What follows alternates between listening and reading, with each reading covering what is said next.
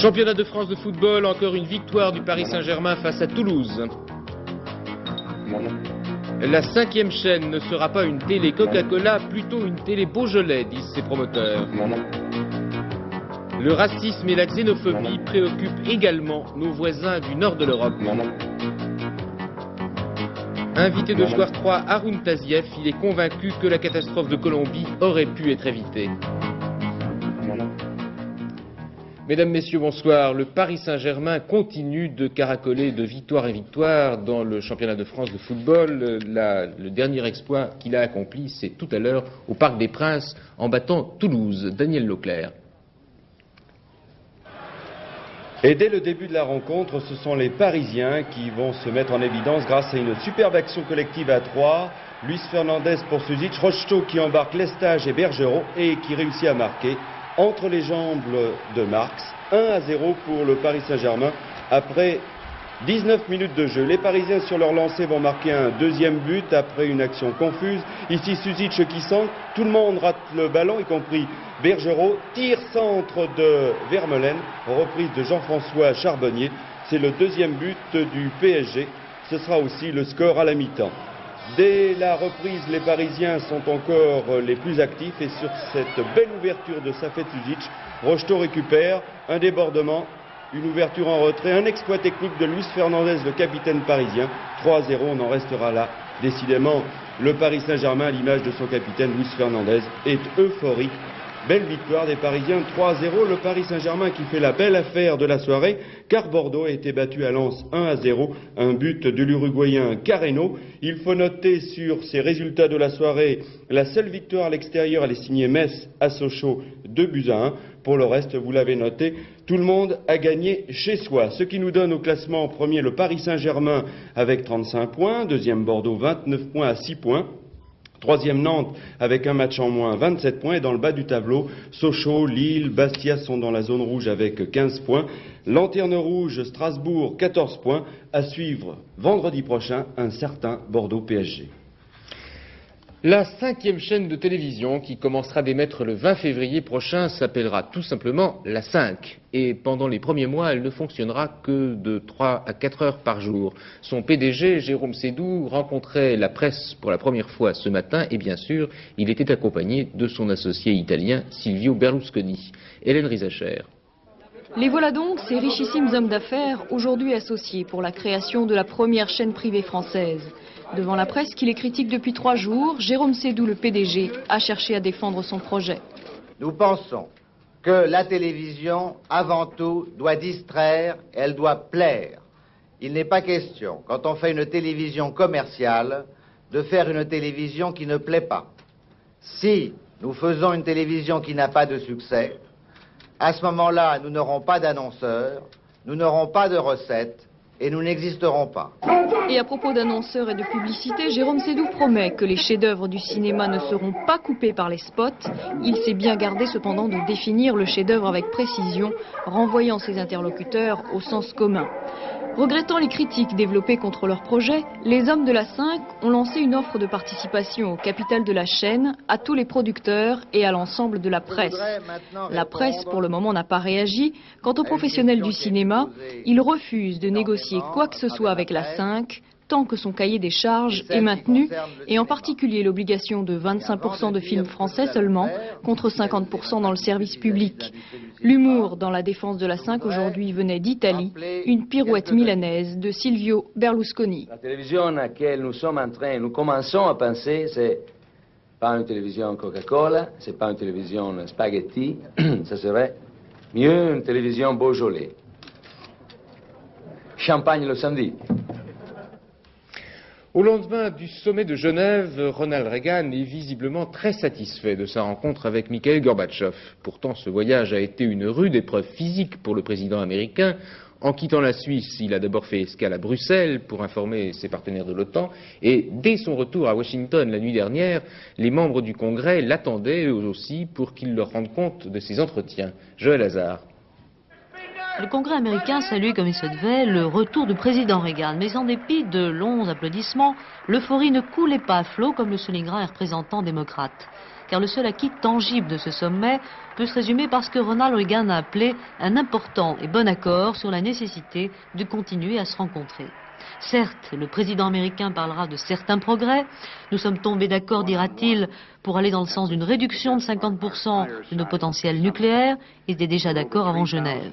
Pour le reste, les progrès annoncés en direction d'un contrôle des armements et d'un arrêt de l'utilisation des armes chimiques ne constituent que des vœux pieux aux yeux des démocrates. Ils espéraient aussi quelques résultats dans le domaine des droits de l'homme et des conflits régionaux. Quant aux républicains, ils sont satisfaits.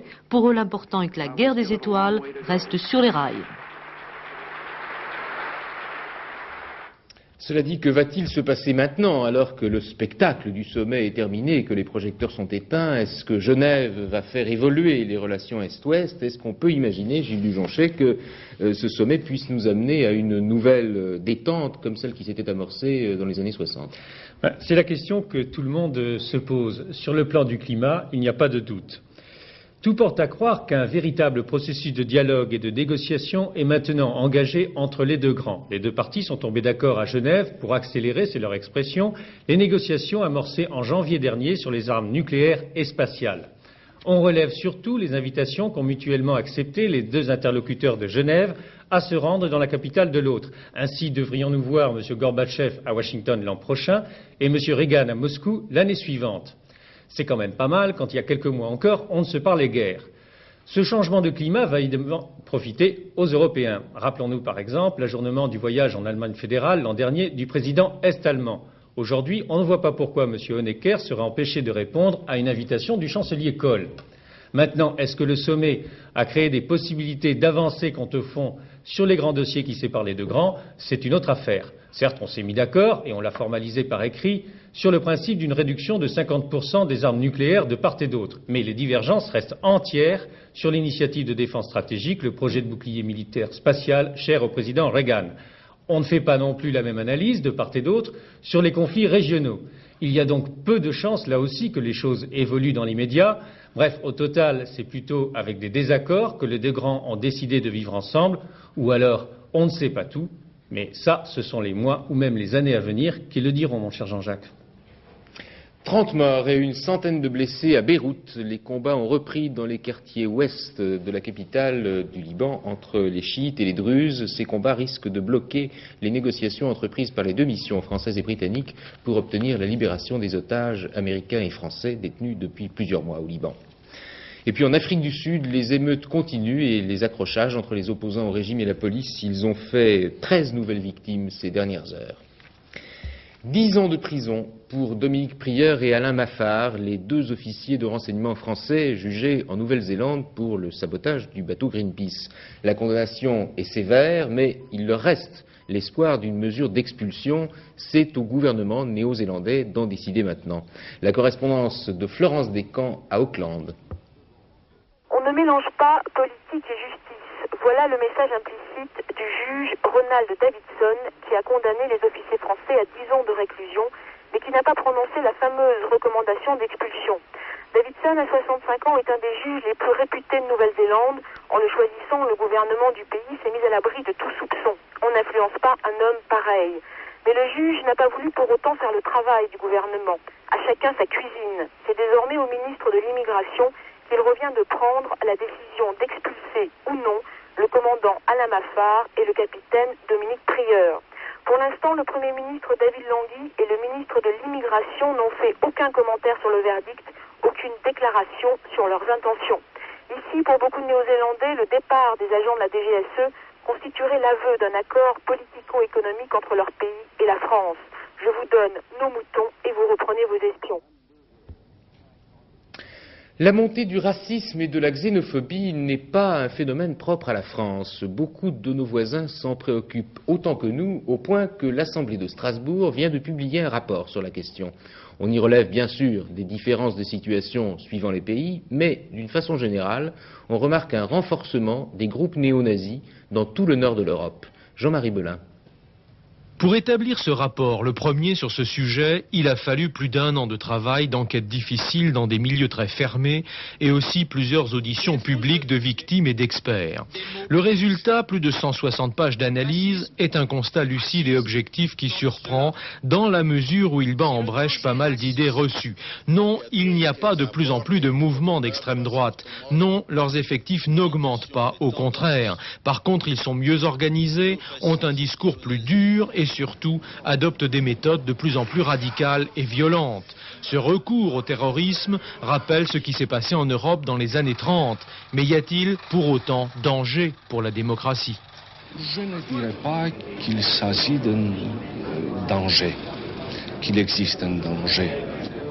Les institutions démocratiques de l'Europe et de l'Europe communautaire en particulier sont à même de faire face à de pareilles menaces. Et s'il faut les dénoncer, il ne faut pas surestimer ces mouvements, c'est leur faire trop d'honneur. Pourtant, dans ce rapport, la France occupe une place très importante et peu enviable, même si le rapporteur se défend d'avoir cherché à mettre en accusation le Front National présent dans l'hémicycle de Strasbourg aux côtés des néofascistes italiens. Un long paragraphe lui est consacré où il est clairement accusé d'exploiter des sentiments xénophobes primaires. Il a d'ailleurs tout fait pour empêcher la publication de ce rapport. Dans ce chapitre, cet avis aussi d'André Glucksmann pour qui le fait de parler autant de M. Le Pen est peut-être l'indice que l'on n'a rien d'autre à dire. Très instructif aussi le tableau des actions terroristes en France depuis 10 ans, puisqu'on y lit que s'il y a eu 448 attentats racistes et d'extrême droite, il y en a eu 673, 50% de plus attribués à l'extrême gauche. Mais plus grave est la montée du racisme et surtout la banalisation de la xénophobie. Toute l'Europe est touchée, mais il affecte surtout les pays du Nord, dont la France, là où l'immigration est forte. Il n'y a pourtant dans l'Europe des 12, soit 320 millions d'habitants, que 7,5 millions d'étrangers extérieurs à la communauté. Le fait que la plus grande partie des populations immigrées existe dans l'État du Nord, il est vrai qu'elle pose le problème en des termes beaucoup plus aigus dans cette région de l'Europe.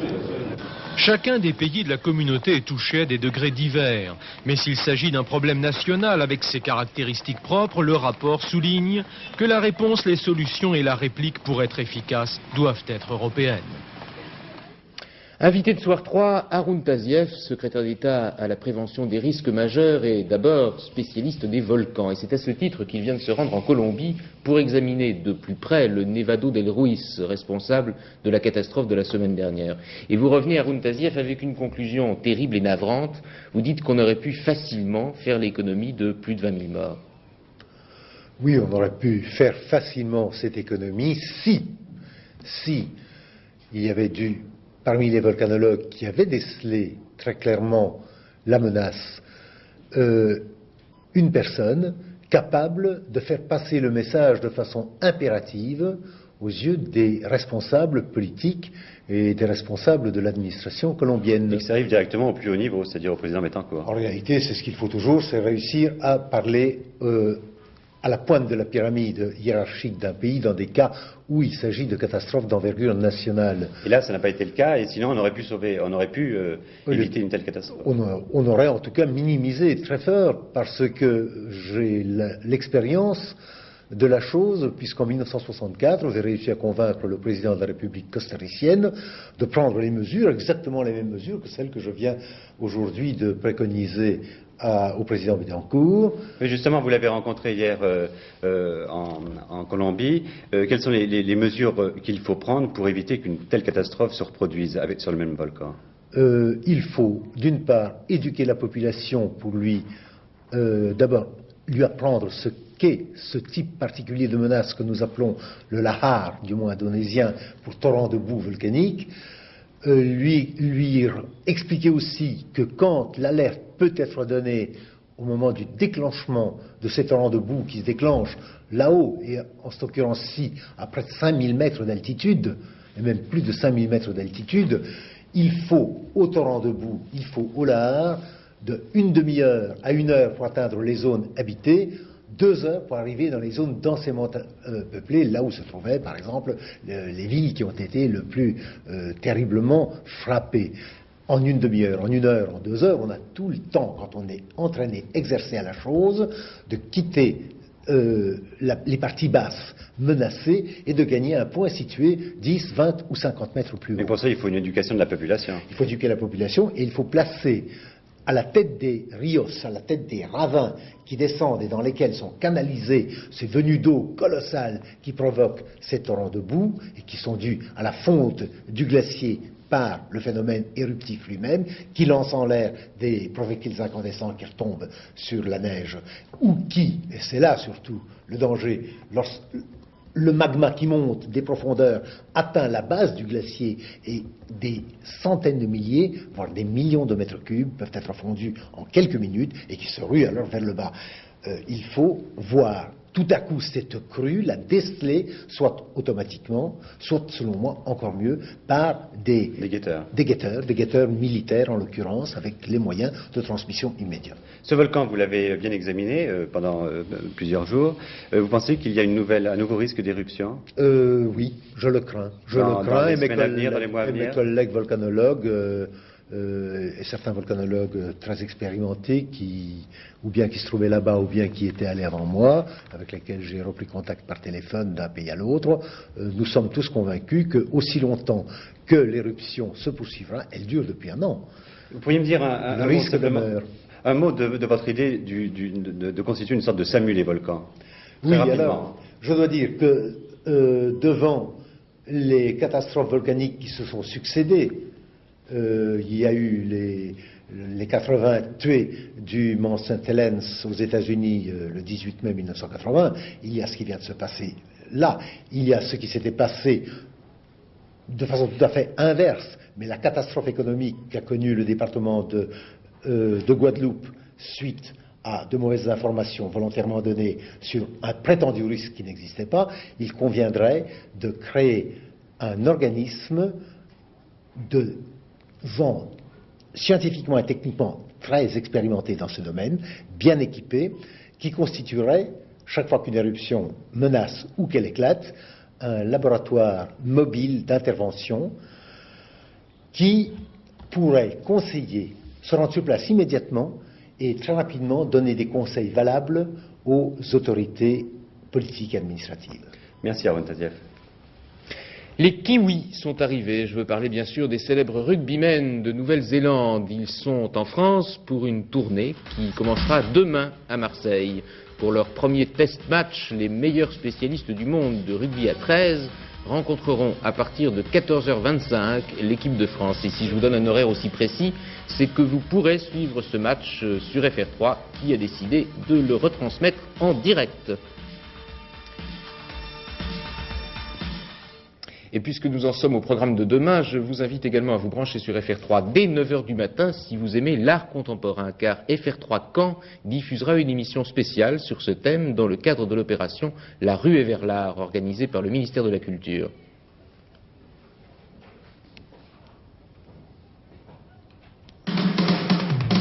Samedi 23 novembre de 9h à 12h sur FR3, l'art contemporain envahit le petit écran. L'art contemporain, ce n'est plus seulement César ou Picasso, la sculpture ou la peinture. Depuis quelques années, l'art fait son entrée dans la vie quotidienne, avec la mode, la pub, le design et surtout la vidéo. Samedi 23, dans le cadre du mois des musées et des arts plastiques, organisé par le ministère de la Culture, nous susciterons chez vous réflexion, interrogation et curiosité. Pour en savoir plus, ayez le réflexe FR3 dès 9h du matin, le 23 novembre. Sur les marchés financiers, c'est toujours l'euphorie pour les valeurs françaises. Le dollar, en revanche, manque de tonus et continue de perdre du terrain. À noter qu'aux États-Unis, 3 personnalités influentes ont déclaré aujourd'hui qu'elles souhaiteraient la flexibilité du marché d'échange. En clair, si on suivait leur avis, le dollar baisserait encore plus vite. Martine Thiebaud. En effet, le dollar a poursuivi lentement sa glissade en dessous des 7,90 francs ce matin à Paris, entraîné par une anticipation de baisse des taux d'intérêt prévus en janvier. À Tokyo, on s'attend maintenant à le voir très prochainement en dessous du seuil psychologique des 200 yens. La bourse de Paris a connu aujourd'hui un véritable feu d'artifice. Aucun secteur n'a résisté à la hausse. Entraînés par la performance de Wall Street la veille, les Américains ont continué d'acheter massivement, convaincus d'une reprise économique européenne.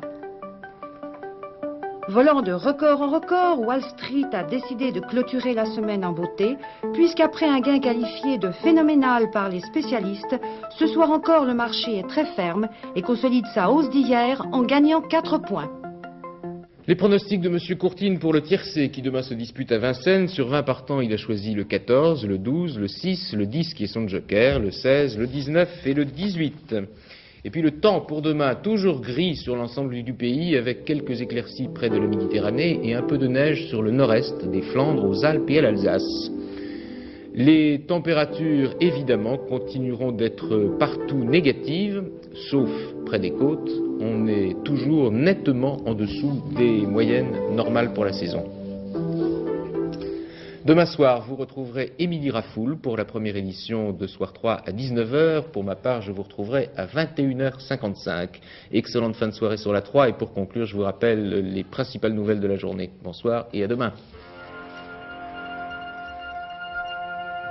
Football, encore une victoire pour le Paris Saint-Germain qui vient de battre Toulouse 3-0. La 5e chaîne privée, une télé Beaujolais plutôt que Coca-Cola, disent ses promoteurs. Haroun Taziev, convaincu que la catastrophe de Colombie aurait pu être évitée si l'alerte des spécialistes avait été entendue. Rugby à 13, demain, France-Nouvelle-Zélande à 14h25 en direct sur FR3.